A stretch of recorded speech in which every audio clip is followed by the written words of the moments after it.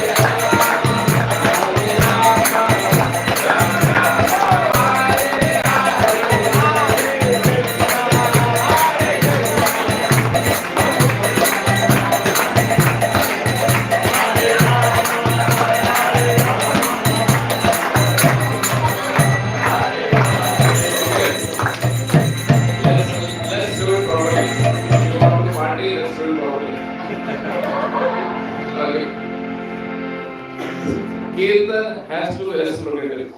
It is not a one-way traffic. So I want all of your participation. Please participate. Sing with your heart. Sing loudly. Try and experience what it can do to you.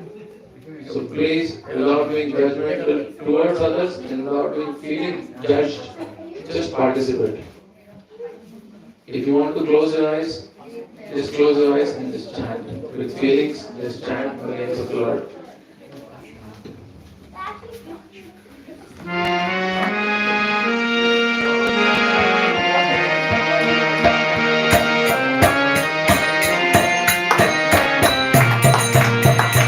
Hare Krishna, Hare Krishna, Hare Rama, Hare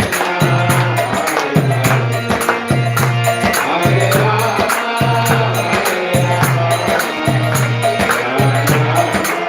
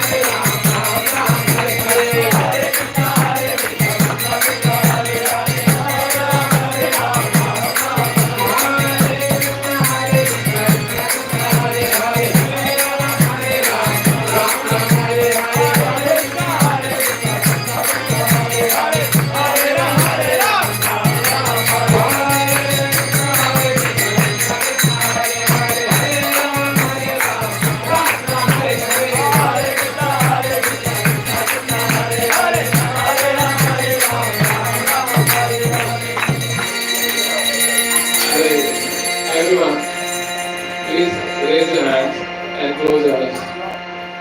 Don't worry about what others are thinking about you. Just close your eyes very loudly together. Keep a prayer in front of you which you want to offer to the Lord. And that prayer should be spiritual. Please don't ask mortgage rate to go down. Ask something spiritual to the Lord. Keep that prayer in forefront. With your eyes closed, hand raised, very loudly. Let's stand together. Hare Krishna, Hare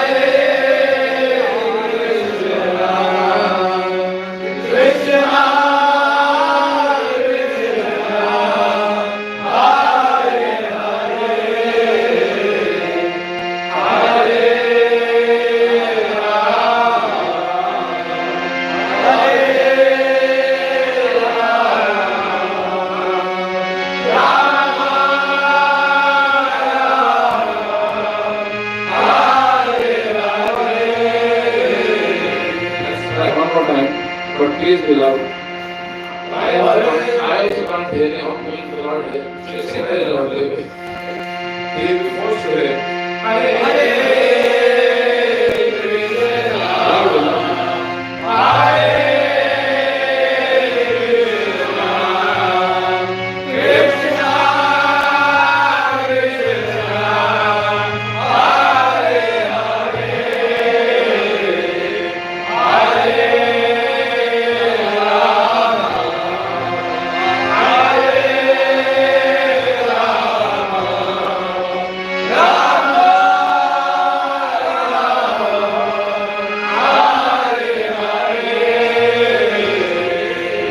very dear host who is offered their house to do this program.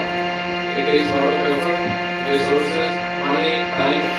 So for their spiritual well-being, with your heart, very prayerful heart, very grateful heart, let's stand last and very loudly. Hare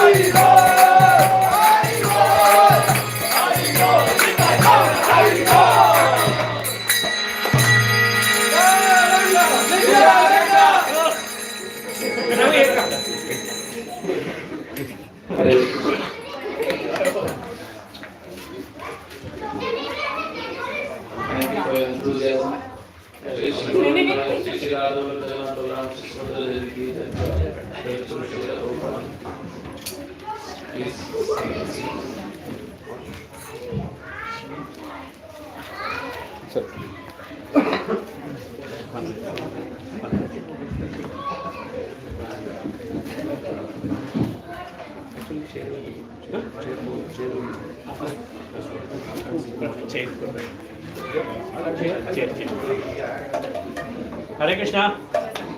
Hare Krishna. We will now have a short class. Very short. Very short. Is it class or me? Very short is me or class? Thank you all for coming. I won't take too long, just 2 minutes. So once someone, one grandfather, he won a Nobel Prize for his contribution to the field of science.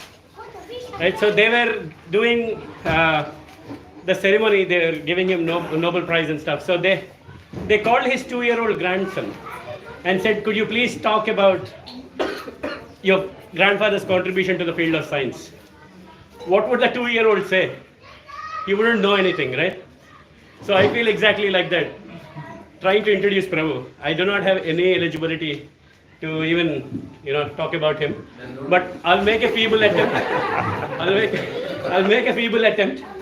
So His Grace Arjun Sakha Prabhu, he is a very senior monk in the Hare Krishna temple. He's been serving the temple for more than 15 years. He's an amazing singer. I think now you all have that realized knowledge. It's just not a theoretical knowledge. You've seen the practical. And not only that, he's a very, very beautiful speaker. He is such a speaker that he will definitely sow some seed of thought in your heart. And you will definitely take 2 or 3 things away from here. So, humbly requesting everyone to please focus. Krishna says, Arjuna says in Bhagavad Gita, the mind travels everywhere. Chanchalam himana Krishna. Our mind goes in 1,000 directions, but just for next 20 minutes, please try and contain the mind to the words of His Grace Arjun Sakha Prabhu. He is very, very busy. Like he does almost 3 to 4 programs every day, and he's really, really tired. I can tell. So, thank you so much for your time, Prabhu. And let us please give our appreciation to Prabhu for his time by saying Hare Krishna 3 times. Hare Krishna, Hare Krishna, Hare Krishna. Over to you, Rose. Thank you. First of all, thank you to you, Rose, for keeping it short. Last time he exaggerated so much. I was really feeling my word. Who is he talking about? So, we're in a very special period right now. And this particular month is nothing but festivals. Diwali, yesterday was Govardhan Puja, then yesterday was even New Year for many communities. Any other festival, do you know? Any significant event that took place in this particular month, anyone knows? Other than Diwali, Govardhan Puja and New Year. What all happened in this month? It's a very special month actually. To a degree that some member of parliaments in New South Wales are really pushing the government to declare October as a Hindu festival month. What is so special? Anything else that happened? Today is Bhai Dooj. Yeah. Bhai Dooj is sister of Rakhi, but there is a similar event which is sister is really praying hard for the protection of brother and myself also. And brother promises I'll protect you. What else? What else happened in this month? It's a very, very, very special month. A lot of pastimes of the Lord has taken in this month. On the same day of Diwali, Damodar Leela happened, where Mother Shiva tried her very best to tie Krishna with a rope. Something else also happened in this month. I'll give you a hint. A very powerful personality appeared amongst us just few hundred years before. in this month? Bhakti Vinod Thakur? No. Guru Nanak Dev appeared. Oh, yes. Guru happens in this month. Yes. That's very powerful. So many activities, so many Leela, so many pastimes. Guru also appears very powerful period actually, this particular time. So in Vedic scripture, this month is considered as Kartik Mas. The Sanskrit term for this month is Kartik month. Kartik month is nothing but a month where our devotional people can grow from nowhere to somewhere or very high. Basically. So please utilize this particular time. And I really want to congratulate and thank Prji and his family. It's not easy to lend your house to so many people to come and do what they want. It takes effort, it takes time, so much energy, resources, money, everything goes. So thank you, Guru, for inviting all of us to the group. Thank you.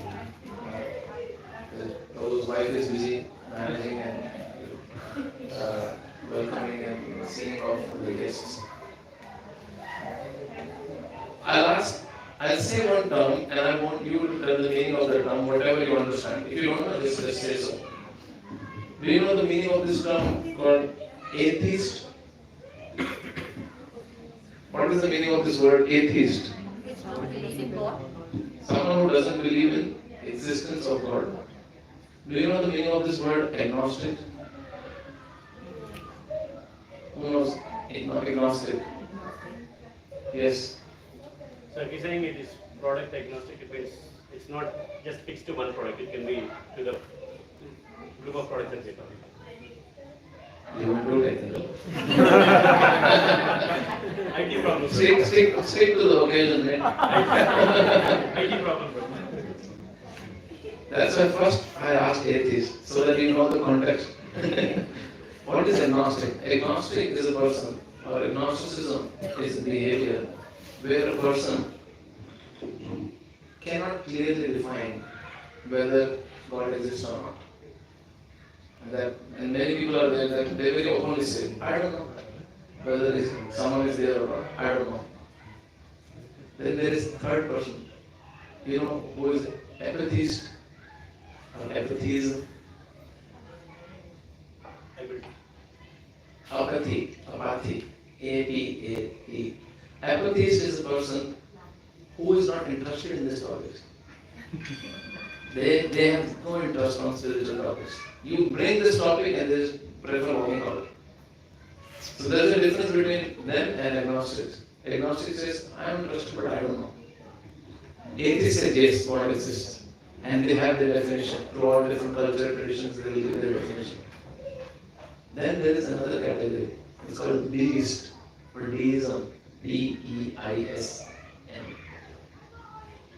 Now this is another very different, unique category of people. And these are real people. I'm not just making this definitions. So these are those people who say, yes, God exists. He has created this existence. But after he is created, he has no more interference. He has no control over his own existence. He is out of it. Because he cannot control his own existence. So he is created, but then he cannot interfere. So this is a fourth category, very interesting category. They don't have this dialogue whether God exists or not. They are very clear. Yes, God has created this world, but he cannot interfere. Because after creation, like some people say, when you see Atlas carrying the globe, and they say, oh, God became so tired carrying Earth. So now he is on rest mode. He is out of action. Then comes the fifth mode, which is theist. So atheist, and then the last one is theist, who are very clear, God exists. He is the cause of creation. He is all powerful, and he can really interfere in his creation whenever the way he, she, it wants. Will not give a term whether it's God is he, she, or it, whatever, or energy. Now, if God exists, which seeing among you say, there is no doubt at least I should have. he has to have these three traits and very specifically in full capacity. So these three traits are, one is he has to be omnipotent. Omnipotent means all powerful. Then he has to be, or she, or this God has to be omniscient, all knowing. God has to be omnipresent, present everywhere. All powerful, all knowing, and present everywhere. If you remove any one of that, the attributes, then we don't need him because he can't protect. Can't provide, can't protect. If he is present everywhere and he knows everything, but he is not all powerful to solve my problem, then what is the use? If he is all powerful and he is present everywhere, but he doesn't know my problem, or useless. And then the third category also makes him useless because he knows everything and he is all powerful, but he is not present everywhere. Like on the day of Rakhi, sister ties the thread. My brother and brother said, I promise you I will protect you. Now the poor guy is in India, he was struggling here. How will the brother protect? Our sister ties the thread, and when the brother is going for war, then my dear brother, this thread will protect you. It's a nice sentiment, but how do you protect? That's why only someone who has all the three attributes is worth seeking protection from. Otherwise, it's sentiment and mere sentiment. That's about it. Now, you see this creation. This creation itself, now we live in such a mechanistic world with buildings and gadgets all around us. Those who are living near the nature, those who are really living near, surrounded by nature, for them it is very easy to appreciate an intelligent designer and creator behind this creation. Just take for example a rose, just a rose. You take this rose and any person can claim, oh, I can easily make a 3D image of this rose. But then you ask them, can you add fragrance to the leaf petals? Yeah, I'll spray some perfume. Okay. Can you add pollen to the rose, which can really create more such plants when pollination happens? Can you really bring honey inside those petals? What honey will sucks out and creates honey? Just think about the intelligence of the creator. This is just one rose I'm talking about. What intelligent designer he must be to create such one object which cannot be replicated. How many of you seen these videos of ant colonies?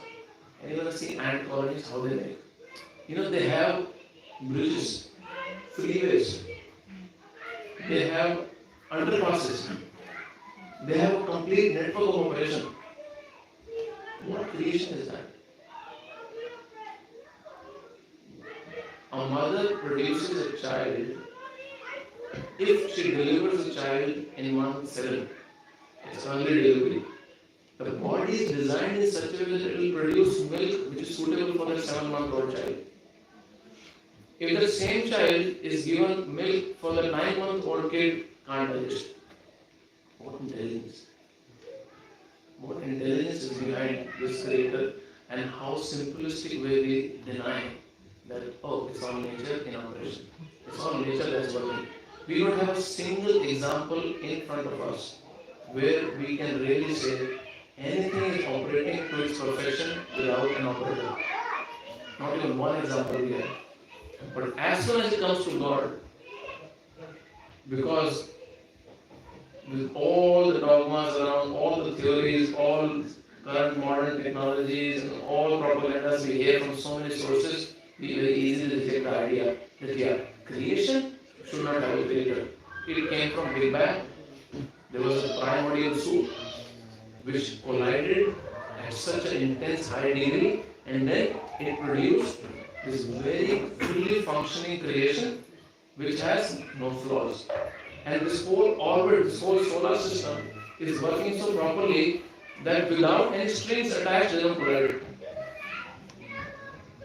Every planet amongst them has such a gravitational pull that they don't come and hit each other. Isaac Newton did that. His colleague was a serious atheist, and he was trying to impress on him that how can such an amazing creation exist without an intelligent creator? So what he did, he created a marvel of a 3D diagram of solar system with all planets moving in perfect orbit. And then next day morning, his colleague came to his office, and he said, "Isaac, this is a marvel. How amazing you structured it. It's so meticulously done." Isaac said, "I didn't do it. I just came in the morning, he just appeared." He said, "Oh, don't joke me, this is your office. No one has access to your office, and you are denying the existence of this whole marvel you have created." He said, "No, night I was there, nothing was there. Morning I came, I don't know where it appeared from. I didn't make it." So this person started to get some idea what Isaac is trying to do. He pushed further. Isaac, "Tell me the truth, who made it?" He said, "I don't know. I have the key, no one can have access. I came in the morning, it just appeared." He said, "This is absurd." Isaac said, "That's why your claim is absurd. When you can't accept this model on my table to appear from nowhere, this creation which is in so much perfection, what audacity it really takes for a person to say there is no intelligent creator behind this.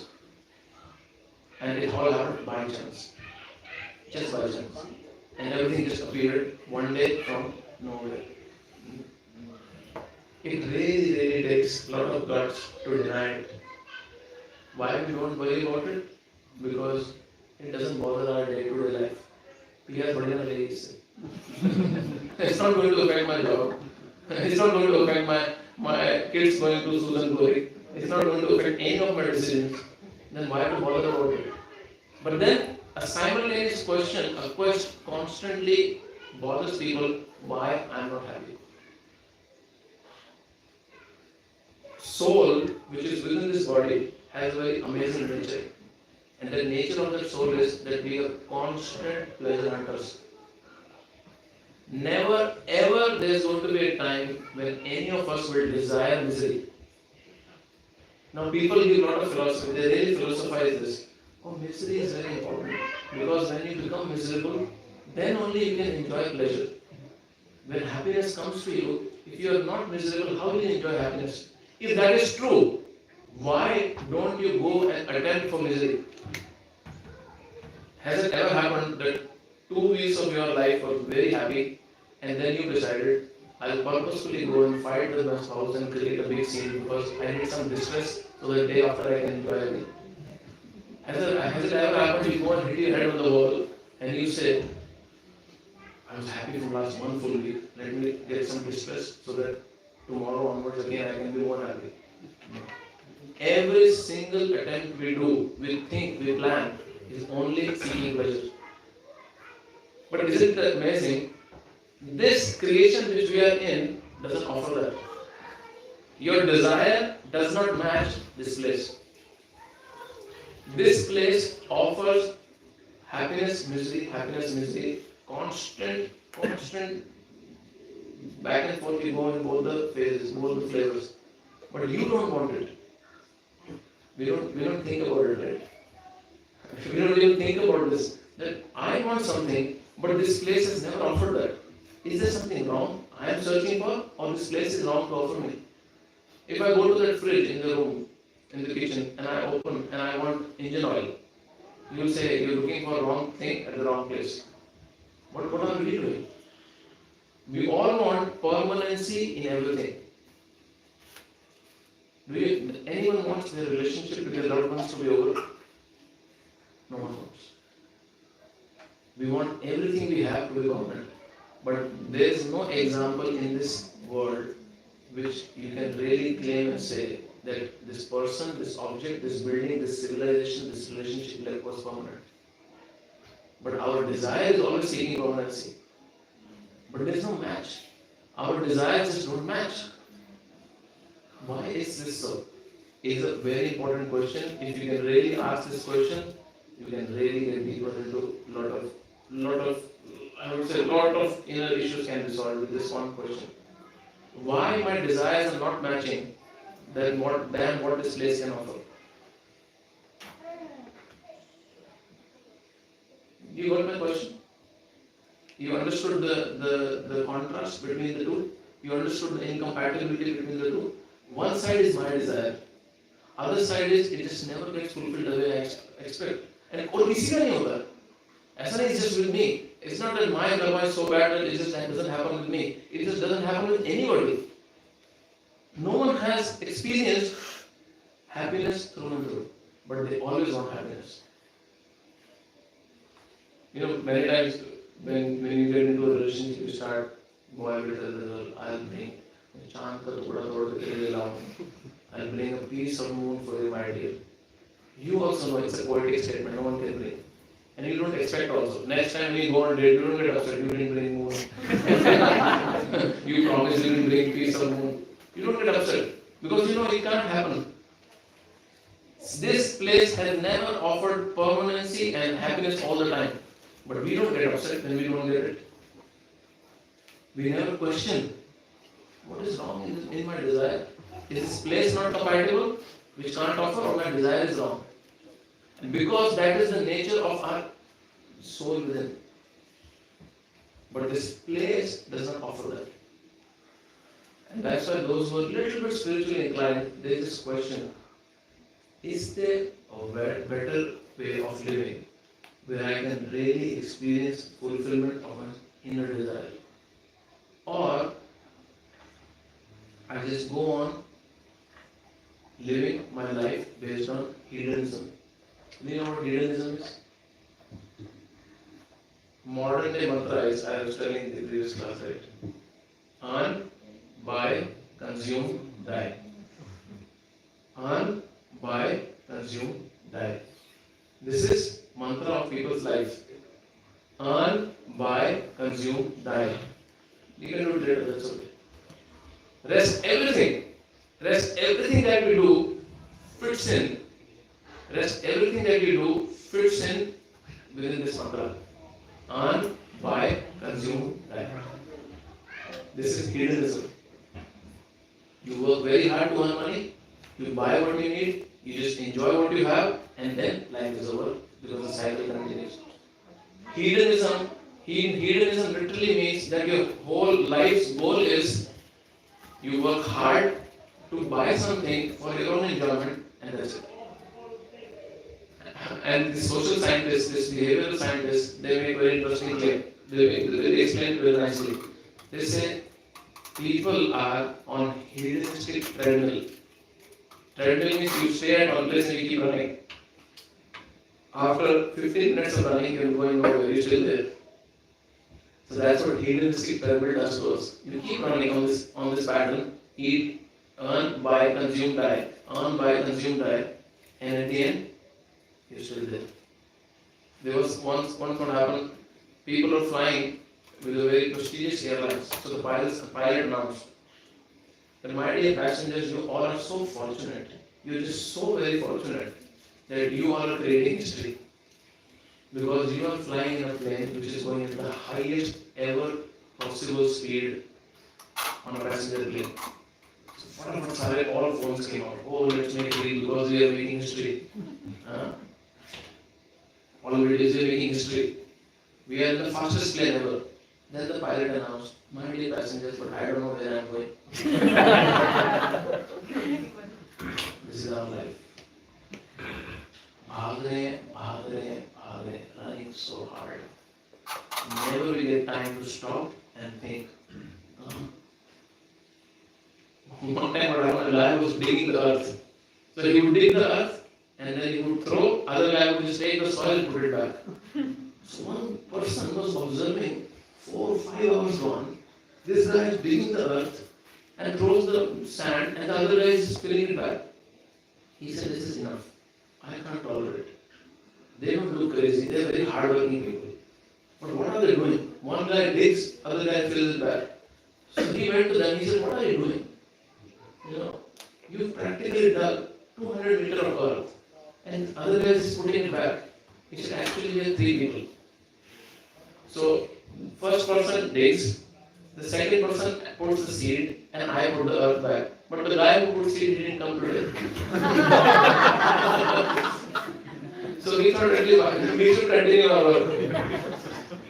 Our life should not become like that. Our life really should not become like that. The action is happening, but there is no clarity where I'm going, what I'm achieving out of it.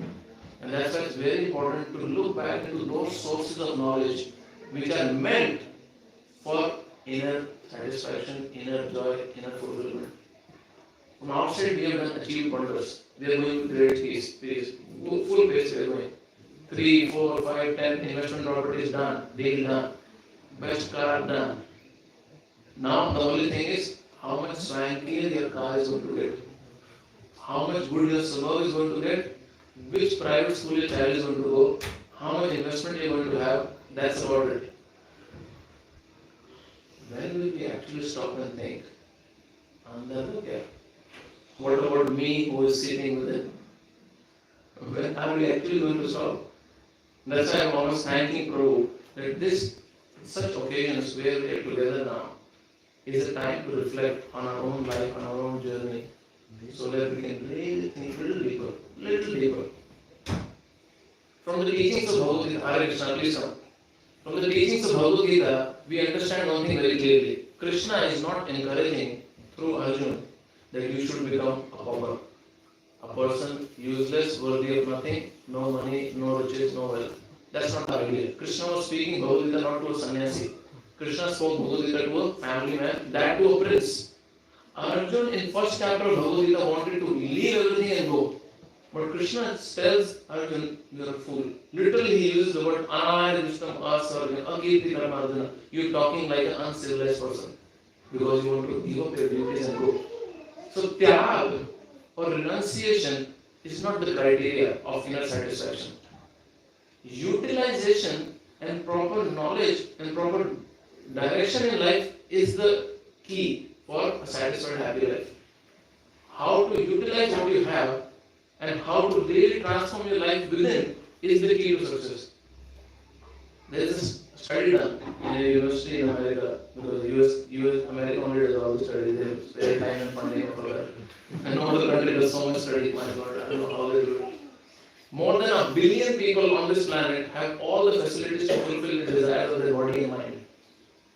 They have all the nutritional sources, all the needs of their senses can be fulfilled, of all their 5 sensory organs. They have all the needs of fulfilling the needs or desires of their mind, which is entertainment, someone to show affection, someone to show empathy or sympathy. They have more than 1 billion. The irony is hardly anyone can claim, I have been really satisfied and happy with it. Hardly people can claim, I have achieved happiness. More than 1 billion. You know how big that number is? Just in India, it's a shocking stat I'm telling you. Just in India from metropolitans. I'm not even talking about second tier, third tier cities. 95 million people are seeking psychiatric help. In India. In Australia in 2020, during COVID, when 950 odd people died with COVID, 130 people committed suicide in that same period. In Japan, I was telling previously also in the other program, in Japan, there are groups. You subscribe to that group, they purposefully come together to commit suicide because they can't handle stress. There's a term for it, karoshi.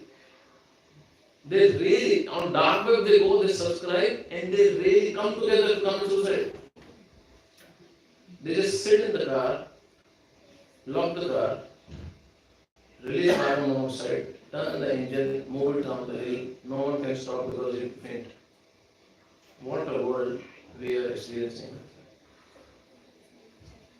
When we really have opportunities of little deep introspection, when we lose an opportunity of deep introspection to introspect on how to bring my mortgage rate down, how to really invest somewhere else, we really lose an opportunity. We really lose a very precious gem of our own time and energy. I'm really not saying don't have properties or cars or whatever. That's not the point here. I was speaking to my friend a few months back. I think he's in Western Suburb, 0.4 or somewhere. I asked him one day, okay, what is the goal of your life? He really told me. For me, it was surprise, but I had to process it. Then I became normal. I said, what is the goal of your life, the purpose of your life? He said, I want a house with 2 floors. It has to have 5 bedrooms. This is the purpose of my life. I said, there can be a desire, I have this desire, but purpose of life is to have 2 floor house. I left it there. Okay, you have this purpose of retail value. My goal of my life is to have a house with 2 stories. Here in Melbourne, in Pandu. He purchased the house. After 1 month, he invited me. I went to the house. Very big house, like very beautiful, very big house. So they have a master bedroom on ground floor and 4 bedrooms up on the level 1. So I was speaking to both husband and wife. This is few months back. It all happened. Now they're very nicely practicing spiritual life. Wife said, first thing I asked, okay, how's the experience of this house? First thing wife said, I'm just so tired of cleaning this house. That was the first thing that came out of her mouth. I'm just so tired of cleaning this house. There are 4 people, husband and wife and 2 children, and both the kids are big. Daughter is like 17, 18 plus. Son is 9 or 10 something. He said, all 4 of us we sleep in the master bedroom downstairs.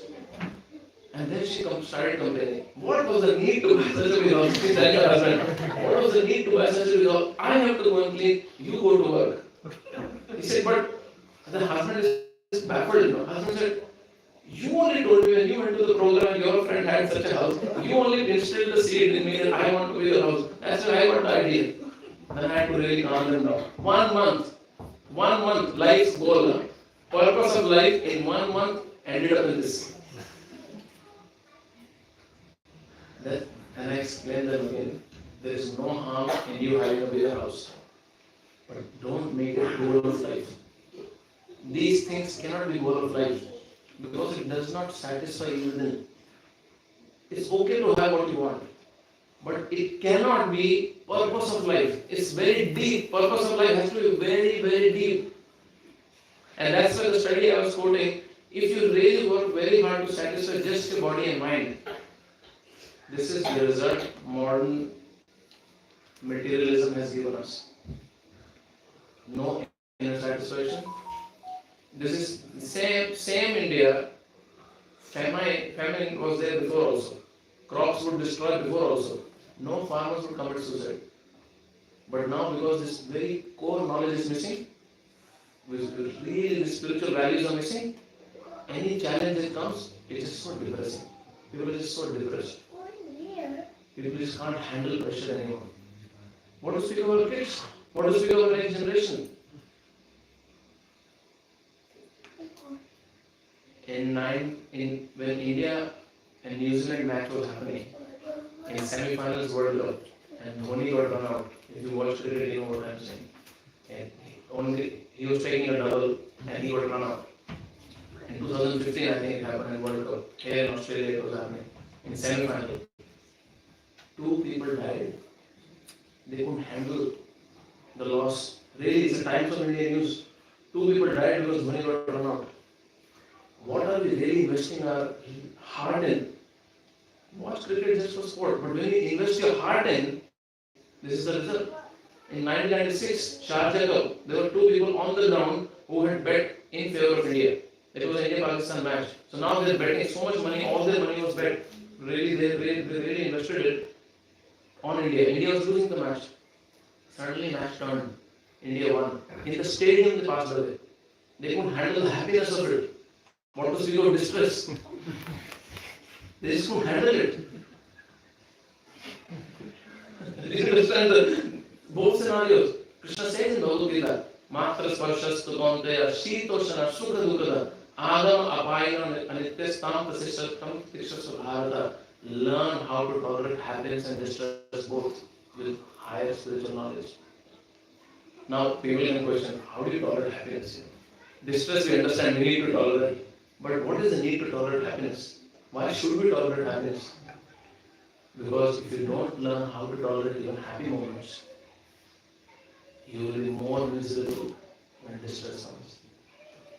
Because that same Shloka Krishna says, happiness and distress is exactly like summer and winter season. One will go, then another will come. It will come and go, come and go. Now, what to do with people whose life's goal is earn, buy, consume, die? You only live once, right? There is a song also I heard recently. YOLO. There is a song, my God. Recently, someone made a song on it. A very famous song is catching YOLO, YOLO. You only live once. So enjoy. You only live once. You only live once. You only live once. Yeah, it's a very bogus song on it to watch. in terms of material skill also is not very good. Right? You only live once. If the principle you are living by is that you only live once, why will you even think deeper? If the principle is that you only live once, then you will try as intense as possible to gain whatever you can to enjoy happiness. I was on street, it happened with me, and one person questioned me. I was showing him Bhagavad Gita and we were discussing. And this person, I asked him, he said, I don't believe in reincarnation, I don't believe in karma, nothing like this happens. I just asked him a very simple question. I said, there is a child that is born in a multi-millionaire family. There is another child that is born in middle class. There is a child that is born in slum, and then there is a child who is handicapped by birth. Now, who decides this change differences? On what basis this disparity exists? Tell me. On what basis? Now, the child is innocent, right? One child is handicapped born. One child is born in poor family. Other is middle class. Other is super duper rich with a silver spoon. Who decides this? And on what basis? So now that guy was religious. The only answer he could give is God decides. Then I said, he's very unfair then. Is it some lottery system? He's sitting with a bucket with chits in hand. That okay, you are chit, rich. You go handicapped. Who decides and on what basis? Why so much disparity? Why so much differences? If you only live once, who decides it? Good luck, bad luck, that's the maximum you can answer. Good luck, bad luck. And that's where Bhagavad Gita specifically explains soul is on a journey, one body to another, constantly on a journey.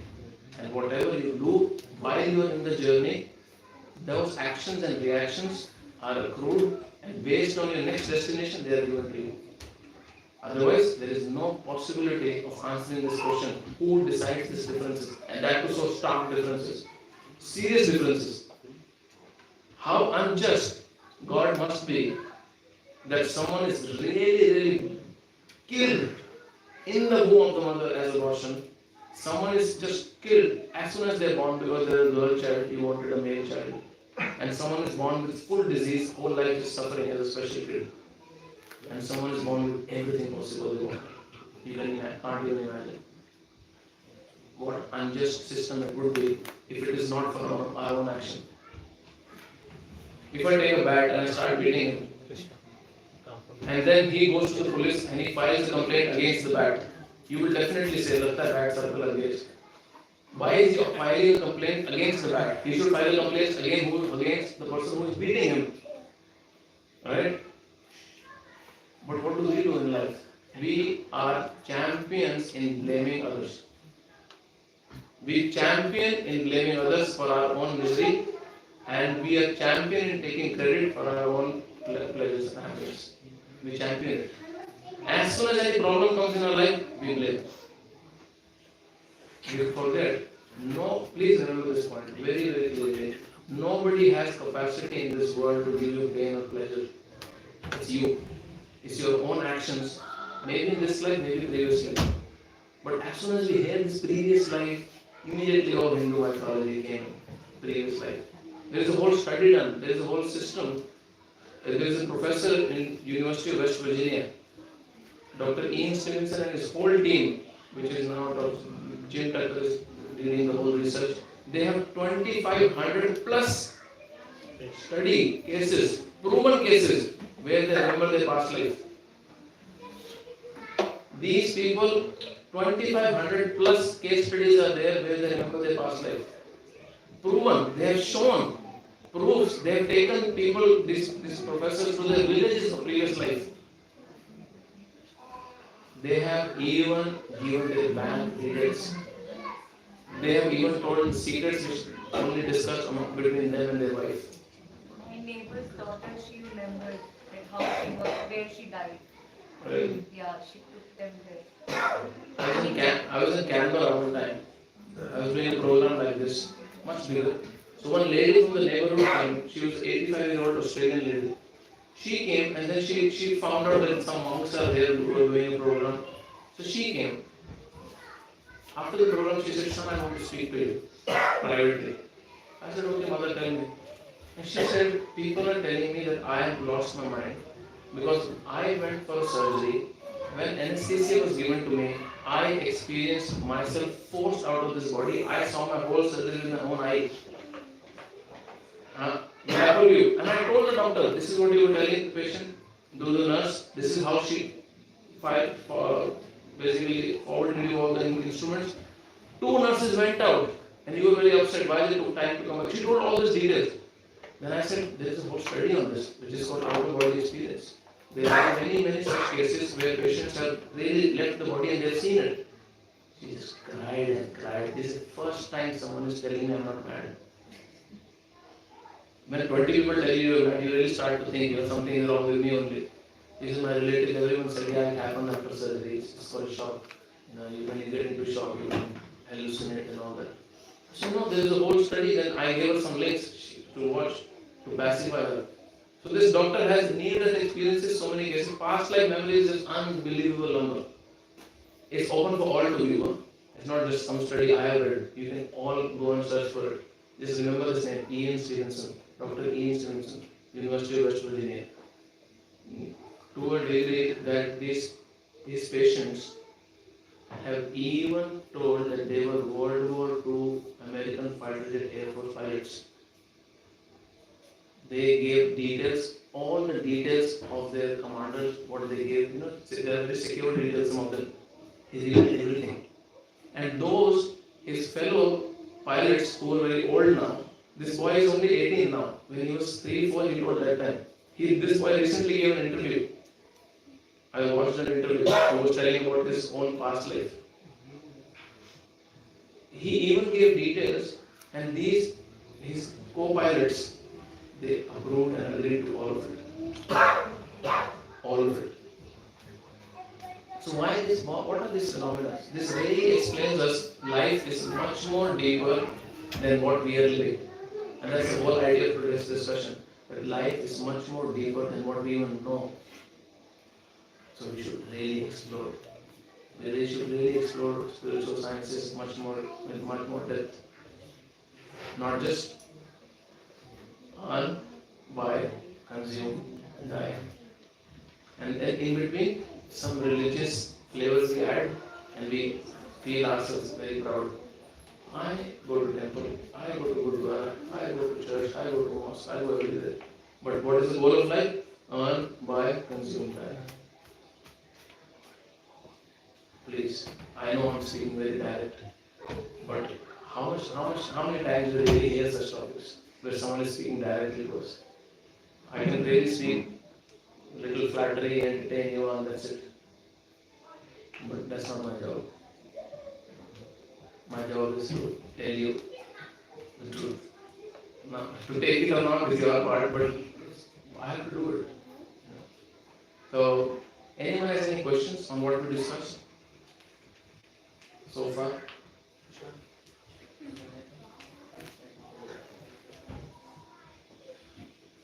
Or questions related to life per se?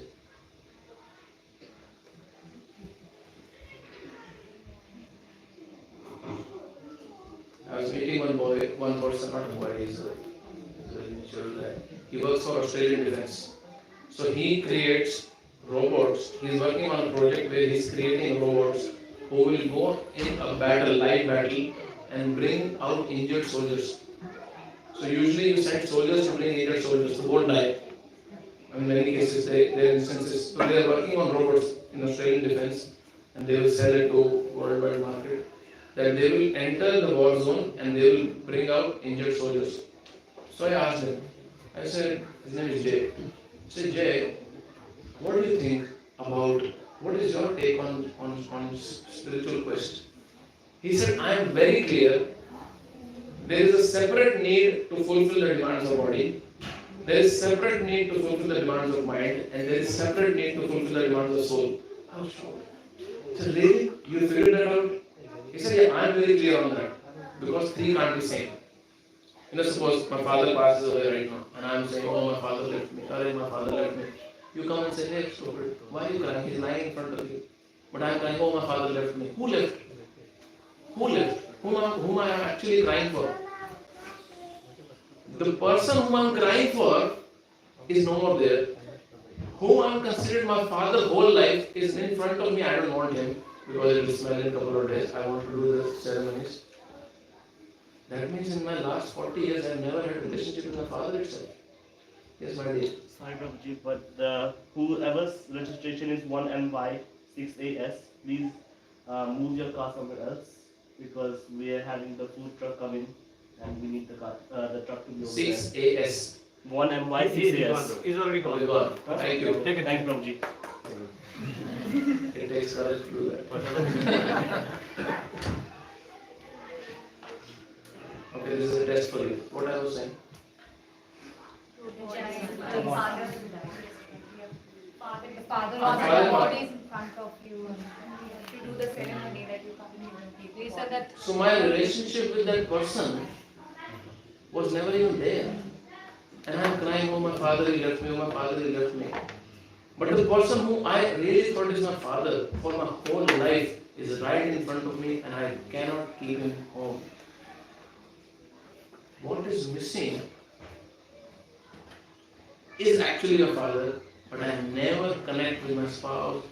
I don't know if spouse you all have, but we never connect with our loved ones, our children, our relatives, our friends, whoever beloved on their real self. We connect everyone on the self, on the level of body, but when the real self leaves, we don't want the body. What an irony. What a contrast of our own decision making. That's why these teachings should inspire us to inquire deeper. So this Jay, he was telling me that I understand all the three different. Then I asked him, okay, what is your plan for spiritual contribution? What do you really plan? He said, there is an orphanage, girls' orphanage in Mumbai. So these girls, there are almost 2,000 plus girls there who are protected, and I want to contribute in their upbringing, stationery, sanitation, and their upbringing, clothing, whatever. Otherwise, they are going for prostitution. So this NGO has rescued them, and my spiritual contribution is that I want to provide and protect for them. I asked him a question, which I asked in many classes. Today I didn't ask. I just took the liberty. I said, Jay, do you want me to speak sweet or truth? In previous, this is my third program for the day. In previous two sessions I asked this, but I didn't ask you. Do you want me to speak the truth or you want me to be sweet? Truth or dare? So he said, say the truth. I said, sorry, it's a very great endeavor from your side, but it's not spiritual. He was shocked. Why it is not spiritual? I said to you, literally mean all the parents who are working very hard to protect their daughters, to provide for their education, provide for sanitation, provide for stationery, educate, whatever marriage and all, they are doing spiritual work. He said, no, but this is not for my own child, this is for others.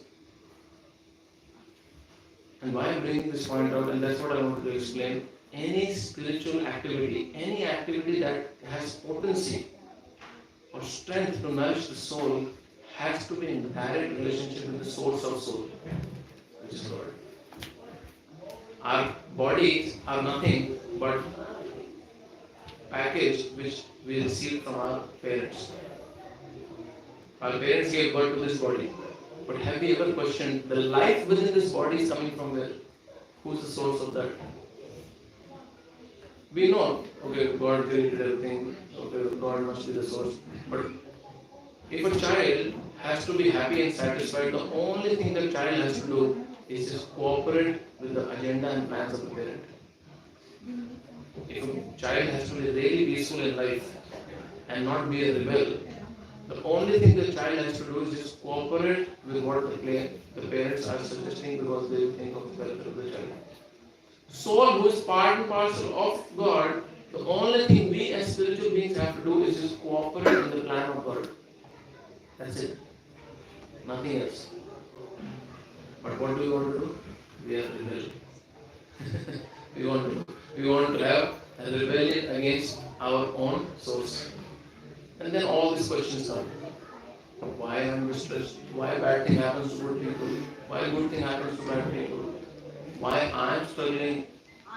You know this term called, you know this English word called oxymoron?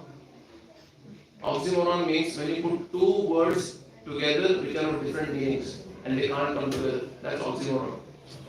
Like dry water. Dry water. Water can't be dry. So you can't put these two words together. Any teenagers here? I'm saying sorry beforehand. Disciplined teenager. It's an oxymoron. You can't put them together. I'm just joking. If there are any teenagers, some are nice. So oxymoron is when you put two words of different meanings together to form a sentence. It doesn't work. There is another oxymoron which is very powerful. Innocent victim.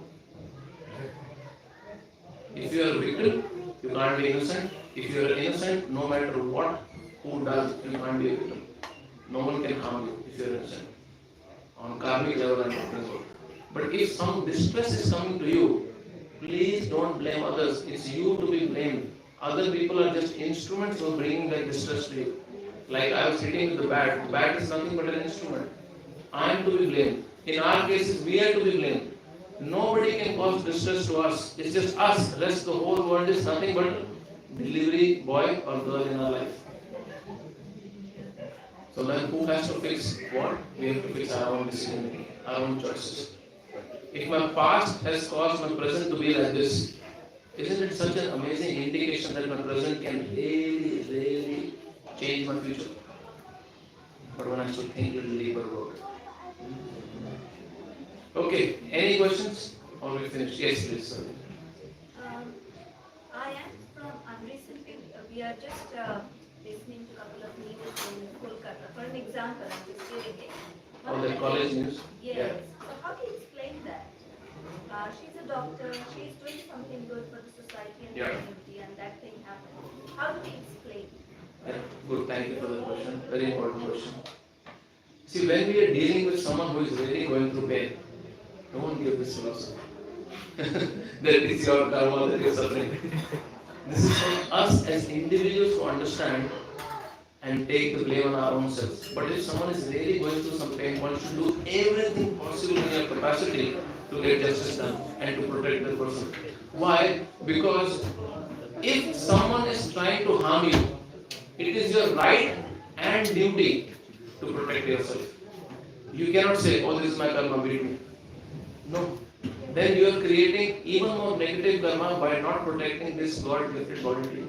It's your duty and it's your right, both, to protect yourself, and it's the duty and right of all the authorities, government, police, whatever is involved, to provide protection. This philosophy, what we were discussing, only applies for self-introspection when you are dealing with your own self, because it really empowers you to act properly. The matter of fact is, if someone is suffering, it has to be their own actions in the previous life. There is no doubt about it. But when we are dealing with people, don't deal like that. So that disclaimer is there. Thank you for bringing that out. Now, how do we act? How do we as individuals deal with it? There is only one powerful way to deal with it. Other than force through police and protection through other agencies, there is only one way to deal with such crimes. Society is really lacking genuine spiritual values. People are not interested in giving genuine values to their own loved ones, whether it's parents or siblings or whatever. We just don't give spiritual values. If value education rises in society, naturally people will act more saner than such insane person that guy was behaving so. Who killed that. We all know that case. I'm not going to details. It's but the fact is, on one-on-one individual basis, that's the only way we can resolve. When it comes to government or politicians acting on it, let's do our best to push them to do the right thing. Is that okay? You want to discuss something else on that? No, I got the clarity now because we should not be mingling two topics together. Yeah. So one has to be very sensitive when you're dealing with pain. I'll give you a classic example. We all know Draupadi Vastrahara. You heard that, right? When Pandavas were having a gambling match with Kaurava, Yudhishthir, after losing everything, he put Draupadi on stake. So then Draupadi was put on stake. Yudhishthir lost Draupadi also. Then suddenly Karna, who was sitting in the assembly, who is unnecessarily made a hero in society. People don't read Mahabharata. If they read, they will know he was the biggest villain in Mahabharata. It was him who said, Draupadi is a prostitute, she should be brought here and disrobed naked. It was Karna's idea. Then Duryodhana got the idea, yes, we'll do it. Dushashan go and bring Draupadi. Then Draupadi came to the assembly and they tried their attempt. And we all know Krishna protected her with unlimited sari. In the TV series, they show it says that all people are sitting, but actually, if you read Mahabharata, it was like MC. The whole kingdom was watching it. It was very humiliating for Draupadi. And in that, Dushashan, who was a Maharathi, Maharathi means he can fight many warriors simultaneously. He was so powerful. In the TV series, they show this much sari he collected. Actually, a room full of sari he collected. How can a Maharathi get tired in 5 minutes? He just went on, and Krishna provided to protect Draupadi non-stop sari. After that, they went for Vanvas. They went for exile for 13 years. Till then, Krishna hasn't met them. I'm just telling you how sensitively we should be. Krishna hasn't met Draupadi yet. Only from his potency, Shakti, he protected through sari. Krishna comes to the forest to meet the Pandavas. First thing Draupadi tells Krishna is, first of all, she just cried and cried in front of Krishna and she said, why you didn't come to protect me? Krishna not even once said, you ungrateful woman, who gave you sari? Not even once. You know what Krishna said? Draupadi, I'm very sorry. I could not come. Dwarka was attacked by Shalya. I was protecting Dwarka. I just could not come to protect you. I'm very sorry. That pacified Draupadi. Can you imagine the sensitive human dealing Krishna had with Draupadi? Even though he protected her, and everyone knows that he protected her, but when it came to sensitivity, to dealing with Draupadi, he was very careful. He just apologized and he just apologized. And then he said, I promise you, all those who were involved in insulting you in that assembly, none of their wives will ever see them alive when the battle happens. I promise you that. I have written their death the day they participated in your insult. That pacified Draupadi. So that should be our human dealings. That's how we should deal. But when it comes to individual value education, please, our next generation is our responsibility to invest in them.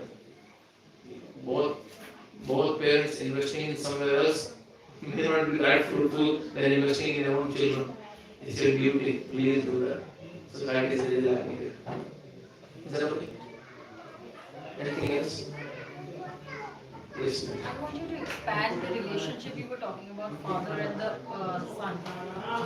So we love our family. If somebody passes away, we will cry. And we will cry only for, we will be missing them. Yes, definitely. So, Body doesn't exist. Obviously, they will decay. We don't even keep a decay apple or something in our fridge because other things will decay. We are not loving the body. We technically love the soul because we will be missing. Very interesting observation. So we love the soul, we don't love the body, that's what your claim is. But how much do we connect with the other person on the level of soul is the question. And that's the exact point I was making. That we deal with people based on body and nothing else. But then, when the soul leaves the body, we don't want the body. Now let's introspect. Please be very honest, be very sincere with your own self. Please think, in your 24 hours a day, how much time are you investing in taking care of your own body and mind, and how much minutes you invest in taking care of your soul? If you be very honest, it's very embarrassing. You see, in your 24 hours.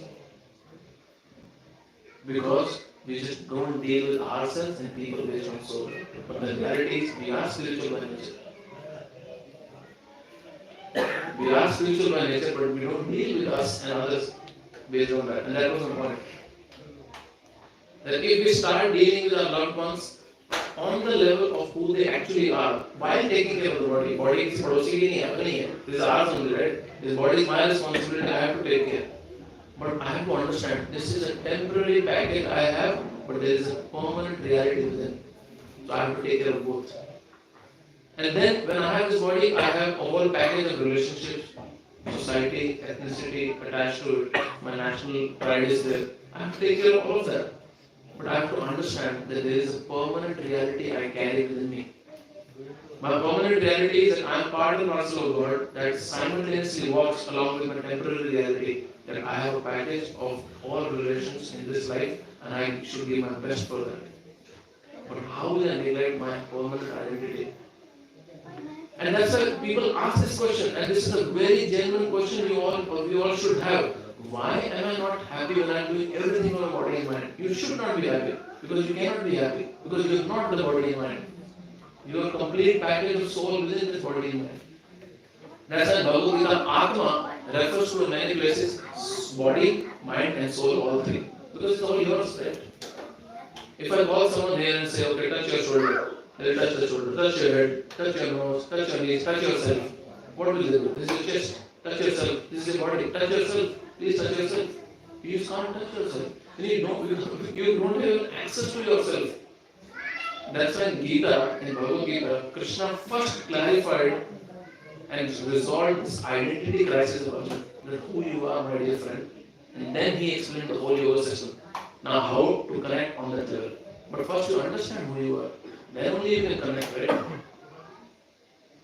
So there is only so much we can discuss in 1 hour, but the idea is, if this basis is not clear, rest everything is nothing but a religious sentiment which we are not interested in. Because religious sentiment has not done good for anyone and anyone. It's just a sentiment. It is better than no sentiment, but it doesn't really penetrate and change the heart. Anything else? Or we stop? Thank you. Hare Krishna. Hare Krishna. We'll loudly say Hari Bol to thank Prabhuji. Hari Bol! I want to thank you all, Hari Bol, for patiently listening. I know these are tough topics to digest. That too on a Sunday night, a whole week it must have been stressful for all of you. Yes, please, you're saying something. Yeah. Just after you finish and then I will No, I'm done, request to please. put on. Ah, So we then. can just speak about this Damodar Leela as well. Just probably just 5 minutes, not maybe. So the whole idea of choosing this month is very interesting, very powerful pastime of Krishna happened in this month, where Lord Krishna shows simultaneously how he is dependent on his devotees, and immediately next moment he shows how he is the Supreme God. Mother Yashoda is trying to tie Krishna because he is being very naughty, because he is stealing butter. And she wants to punish Krishna. And Krishna, who has just few days before killed so many demons, with his bare hands, a small child, is so fearful of Mother Yashoda because she wants to tie him. So this simultaneous contrast is very bewildering to the devotees of the Lord. How can you simultaneously act like a baby who is so scared of being punished, and then immediately next moment you show your godhoodness? And this is very, very mind-boggling, and this creates a lot of confusion if not heard or understood from right sources. So this Leela happened where Mother Yashoda was trying to tie Krishna, and that's why Krishna gets his name Damodar. Dam, Udar. Dam means rope, Udar means belly. And Mother Yashoda is trying to tie his belly with the rope. All the names of the Lord are based on his activity. Krishna literally means one who is all attractive. Ram means one who is source of pleasure. Govinda means one who manages or who is controller of the senses or cows. Gopal, one who takes care of the cows. All the names the Lord has is either based on his qualities or his activities. So this is the pastime for today. So thank you for reminding. We'll offer lamps. Everyone can offer lamp to the Lord. It is Diwali season. But only request I have is please don't be mechanical while offering lamp. Lamp which has light in it. While offering the lamp, please have a prayerful heart. My dear Lord, my heart is full of darkness. I have no inclination to really realize my relationship with you. Through this light, can you please help remove the darkness? So with that conscious mind, please offer that lamp. It will be very nice. Hare Krishna. Thank you. Hare Krishna.